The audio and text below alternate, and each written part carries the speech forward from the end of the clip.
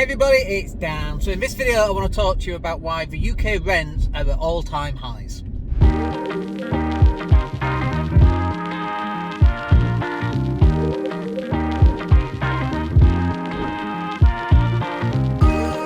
Hey everybody, it's Dan. Hope you're well today. So just off to pick up the little one from school, and I was supposed to go live today, but I've been to Valencia, we're doing some planning and some strategy stuff, and I just didn't have time. So I figured we can put all that content down in this video. So rents in the UK, they are at all-time highs, and despite us telling everybody this for the last 4 or 5 years that this was going to happen, obviously people like Shelter, they know better, and politicians, of course, they know much more than we do, despite them not having a clue what's going on.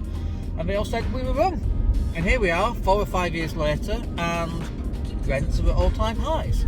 So why are rents at all-time highs, and why did we know that rents were going to be at all-time highs anyway? So there's a couple of things. One is something called Section 24. Section 24 means that if you're a landlord and you're charging £1,000 a month for your property, and let's say you're a 40% taxpayer, you're charging £1,000 a month, your mortgage is, say, £600 a month. So obviously you're making £400 a month profit, and you're paying 40% tax on that, which is what, £160. Okay, that's how it used to be. Now, with exactly the same numbers, if you're making £1,000 and your mortgage is £600, you can basically wipe that out. You're basically paying tax on the entire £1,000. 40% tax on that is £400. You've now not just doubled your tax from £160. You're now going to £400. It's what, £240 extra. It's about 2.5 times the amount of tax you were paying before. So that £1,000, in order for the landlord to just break even, just to break even on that, they've got to put the rent up at least £250. So it's obvious. Now some people go, yeah, but you know, the rental market, it can only take what people can afford. And it's like, you've got it completely wrong. If that's what you think, you're too stupid to understand. And let me explain why. What happens is, the people right at the bottom, so let's take my properties that are 500, 550 a month.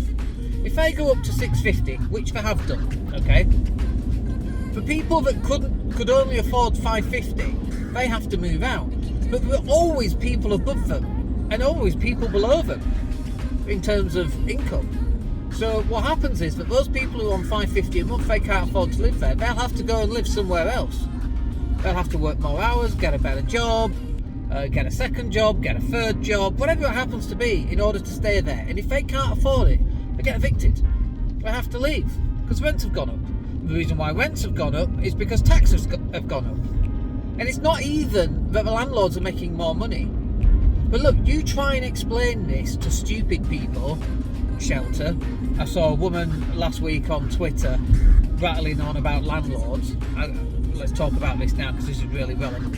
She was basically saying that landlords, even good landlords who keep rents purposefully low, do all the repairs, are bad people. Right? And then everybody else comes out and starts going on about parasites and, you know, things like that. Now, what this does for me is, I see a couple of things happening. First of all, I see people calling me a parasite. And I'm a big boy, I don't really mind being called a parasite. But if that's what you're going to call me, and you're going to be vehemently insisting that I'm a parasite, maybe I might not want to keep rents low anymore. Maybe I'm like, well, screw it. If that's how you think I am, I might as well stick the rents up. And, you know, if I'm going to be dealt with in such a manner, then I might as well act like that. That's the first thing. The second thing is that she was saying that you're a bad landlord, you're a bad person. You might be a good landlord, but you're still a bad person, because you're taking a house, a resource that everyone should have access to. What, you mean like food? So it's alright for Tesco's to make money on food, basics. It's alright for a doctor to earn over £100,000 a year, basics.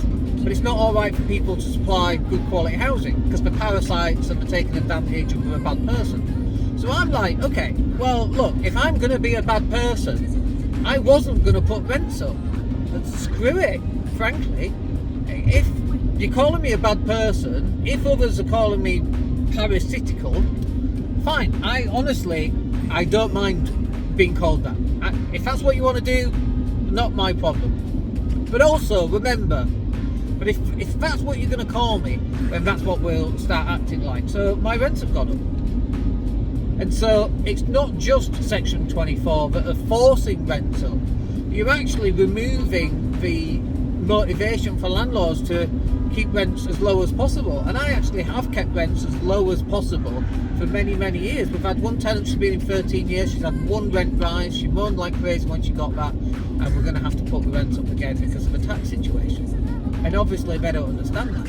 And there's other things going on, such as, if you've got a portfolio like I have, there are other costs that are now coming into it. So for example, Grenfell. I've had to pay, for example, £1,200 on a balcony I haven't even got. But because I own an apartment in a block of apartments and the other ones have balconies, I still have to pay a portion of my service charge on a balcony even though I don't have one. Not only that, we've got other stuff coming in. We've got a Grade 2 listed building, it's just been charged £16,000 for damp because the developers didn't do the job properly 10 years ago. And you can't take the developers to court. It's either too late or they've gone bust, or the way that developers work is that they create a brand new business, do the work, and then they close that business down. That's how they do it. That's how they avoid. It's like damp proofing with 20-year guarantees. I guarantee that a damp proofer with a 20-year guarantee, that business no longer exists. They start up a new business, they close it down. Start up a new business, close it down. I give it 3 or 4 years, maybe 5 years, and I keep shutting them down. It's just how business is done, and it's the same with developers. So you've got Section 24, you've got Grenfell, you've got other Grenfell, you've got other stuff like like a damp on the Grade 2 listed buildings. You've then got removal of stamp duty, so it's much more expensive. Addition of stamp duty for additional properties, an extra 3% for landlords. You've also got removal of wear and tear, which is a 10% tax. And then what happens is, the woman that was talking about how evil landlords are and what evil people they are, okay, now we're evil, that's fine. Now, do you know what their solution is to fix it? To put more tax. So it's like, this is the level of thinking that people are at. Tax is the main reason that rents have gone up. And yet, in order to take rents down, they think adding more tax. How is that going to help? All that it's going to do is that those landlords that are left are going to go, oh my goodness, I'm not going to do this anymore, I'm going to sell up. And people go, well, that's brilliant, because now there's a rental property that's back on the market. It's like, no. There's millions of properties for sale at the moment. How many rental properties are there? Thousands? Big difference between the two there. And the difference in availability isn't the same. Because if 1,000 new homes come on the market, whoopee-doo. There's always been millions for sale anyway. If 1,000 rental properties go off the market, that's a big problem for tenants, because all it's done is it's removed 1,000 properties, and then they complain that rents have gone up. And then they say, well, let's add more tax and that will solve that problem, thus pushing rents up. It's not even rocket science, it's so basic in terms of economics. And yet, we've got people who simply cannot understand why rents have gone up and why this is happening. And their solution to it all is to beat up landlords even more. It's ridiculous. I mean, I get really frustrated from it, and you can tell because you can hear it in my voice. But I'm like, there's nothing I can do. As one person with a podcast, people listen to it. There's nothing I can do from this tax perspective. I can't build more houses, and that's obviously one of the other things that people have a go at. Well, you're not building anything, are you? You're taking an available resource and keeping it for yourself, so you're hoarding property. We're hoarding property. So in my world, we provide good quality housing for a reasonable price. That's what we provide. Not everybody wants to rent, not everybody can buy.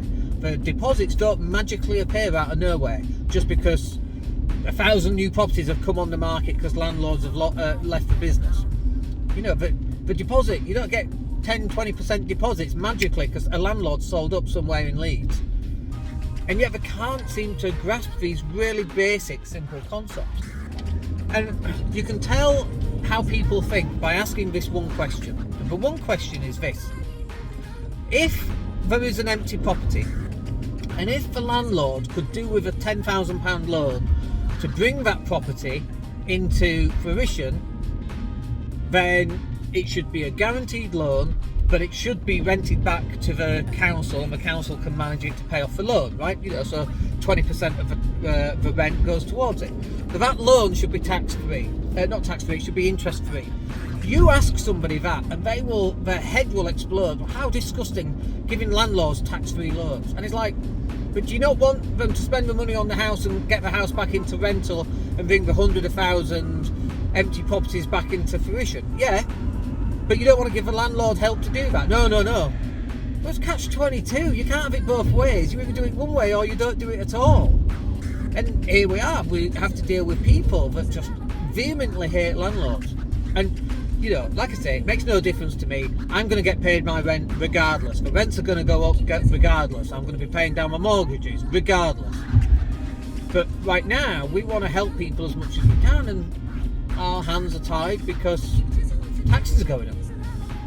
Anyway, that was a nice little rant. Hope you enjoyed that one. We'll catch up with you on the next video. My name's Dan Latto. Take care.